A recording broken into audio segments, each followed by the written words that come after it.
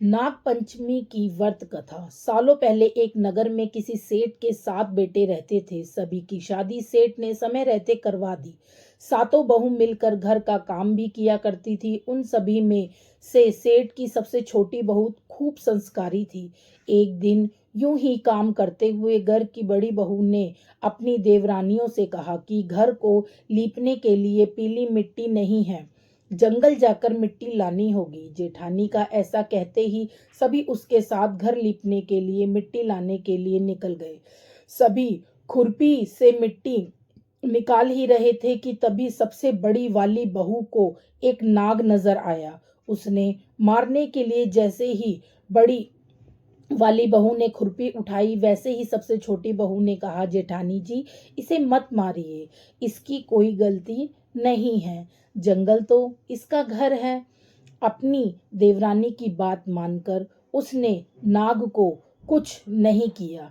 तभी उस छोटी बहू ने नाग से कहा कि आप ठीक जगह पर अलग से बैठ जाइए, हम तब तक मिट्टी खोदते हैं, फिर आपके पास आएंगे। इतना कहकर सभी मिट्टी निकालने लगे और कुछ ही देर बाद घर चले गए।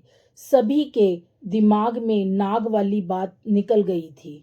अगले दिन छोटी बहू को अचानक से याद आया कि उसने नाग को इंतजार करने के लिए कहा था। वो तुरंत अपनी सभी जेठानियों को अपने साथ लेकर नाग के पास चली गई।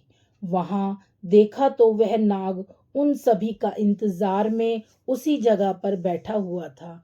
नाग को देखते ही छोटी बहू ने प्यार से कहा, भैया, कल हम लोग आपके पास आना भूल गए थे। उस बात के लिए आप हमें माफ कर दीजिए। जवाब में नाग बोला, तुमने मुझे भाई कहा है, इसलिए मैं तुम्हें दंड नहीं दे रहा हूँ, नहीं तो अब तक मैं तुम्हें डस चुका होता। आज के बाद मैं तुम्हारा हमेशा के लिए मेरी बहन रहोगी। अब तुम हमेशा के लिए मेरी बहन रहोगी। अब अपने भाई से कोई वरदान मांग लो, मैं तुमसे बहुत खुश हूँ। इतना सब सुनने के बाद छोटी बहू ने नाग से बोला, मेरा कोई भी सगा भाई नहीं है, इसलिए मैंने आपको भाई कहा था। अब से आप मेरे भाई हो। अब हरदम मेरी रक्षा करना आपका फर्ज है। बस यही वरदान मुझे आपसे चाहिए। नाग ने हर कदम पर साथ देने का वादा किया और अपने रास्ते निकल गया। सेठ की सारी बहू भी अपने घर लौट गई। कुछ समय बाद नाग इंसान के रूप बनाकर अपनी बहन से मिलने सेठ के घर आया। उसने सेठ से कहा कि मेरी छोटी बहन को बुला दो, वो आपकी छोटी बहू है। पहले तो उनके मन में हुआ कि बहू का तो कोई भी भाई ही नहीं था, ये कहाँ से आ गया। फिर भी उन्होंने अपनी छोटी बहू को बाहर बुलाया। नाग ने फिर साथ में नाग ने फिर साथ में बहन को अपने घर लेकर जाने की बात की। सेठ ने इसकी भी आज्ञा दे दी। तभी नाग ने अपनी बहन से पूछा, कहीं तुम मुझे भूल तो नहीं गई हो। जवाब में बहन बोली, नहीं भैया, मैं आपको बिल्कुल नहीं भूली हूँ। फिर नाग ने कहा, मैं तुम्हें अपने घर लेकर जा रहा हूँ, तुम मेरी पूंछ पकड़कर चलती रहना पीछे। उसकी बहन ने वैसा ही किया। कुछ ही देर बाद वो एक बड़े से मकान में पहुंच गए। वहां हर तरफ सोना, चांदी और अन्य कीमती सामान थे। वहां नाग की बहन आराम से कुछ दिनों के लिए रहने लगी। नाग की माँ भी उसे खूब प्यार करती थी। एक दिन नाग की माँ ने छोटी बहू को अपने भाई के लिए दूध लेकर जाने के लिए कहा। छोटी बहू ने दूध को गर्म किया और भाई को पीने के लिए दे दिया। अब गर्म दूध पीते ही नाग का मुंह जलने लगा। ये सब देखकर नाग की माँ को खूब गुस्सा आया। नाग ने किसी तरह से अपनी माँ के गुस्से को शांत किया और बताया कि उसकी बहन को नहीं पता था कि मैं गर्म दूध नहीं पी सकता हूँ। अब नाग के परिवार के साथ कुछ समय बिताने के बाद सेठ की बहू अपने घर जाने लगी। नाग ने अपनी बहन को खूब सारी धन दौलत और आभूषण देकर विदा किया। बहू के साथ घर में इतना सारा धन आते देख सेठ और उसकी जेठानियां हैरान हो गई। एक दिन नाग की बहन को घर की बड़ी बहू ने कहा कि तुम अपने भाई से कुछ सोना चांदी लेकर आओ। उसके पास तो खूब पैसा है, वो तुम्हें मना नहीं करेगा। छोटी बहू ने अपने भाई नाग को यह बात बताई। इसके बारे में पता चलते ही नाग ने अपनी बहन का घर तरह तरह के आभूषणों से भर दिया। सभी जेवरातों में से एक हीरे का हार बेशकीमती था। उसे देखते ही हर किसी के मन उस पर आ जाता था।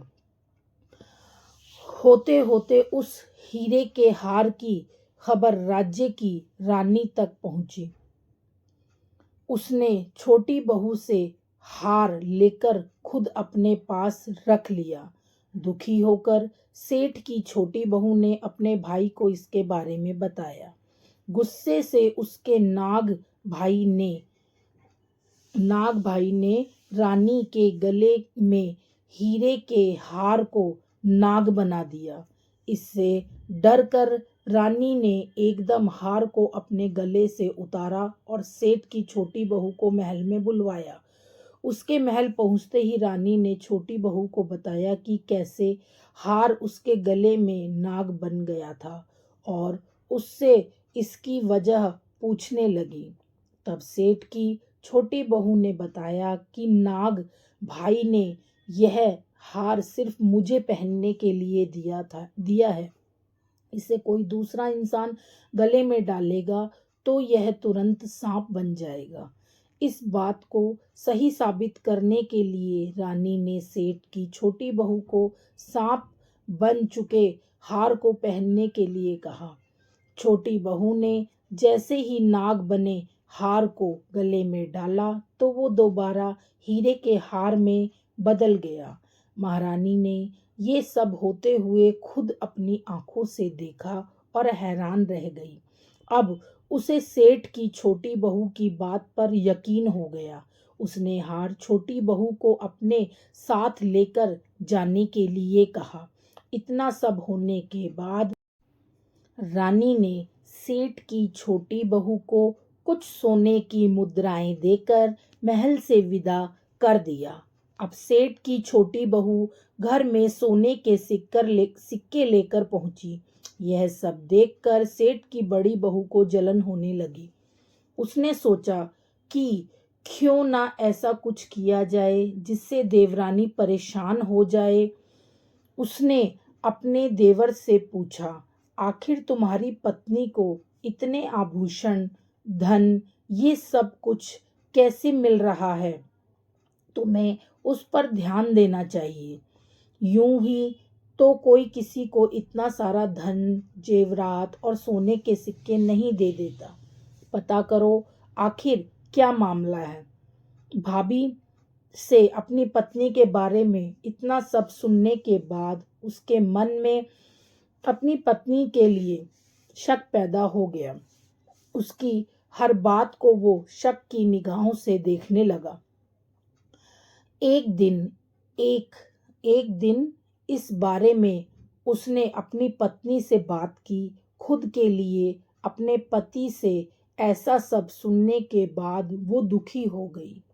उसने सीधे अपने नाग भाई से मुलाकात की और अपने पति द्वारा कही गई सारी बातों के बारे में बता दिया। अपनी दुखी बहन को देखकर नाग को भी गुस्सा आया। सीधे वो अपनी बहन के पति से मिला और बोला कि अपनी बहन को जेवरात और दूसरे तोहफे मैंने दिए हैं।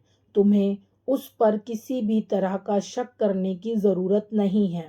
वो बहुत ही अच्छी है और अगर आगे से कभी भी तुमने उसे कुछ गलत कहा या उस पर शक किया तो मैं तुम्हें जिंदा खा जाऊंगा।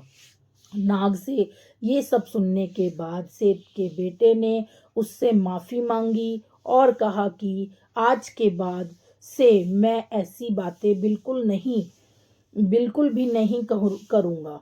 आप मेरे ऊपर गुस्सा मत कीजिए। मैं आपकी बहन को किसी भी तरह का दुख नहीं होने दूंगा।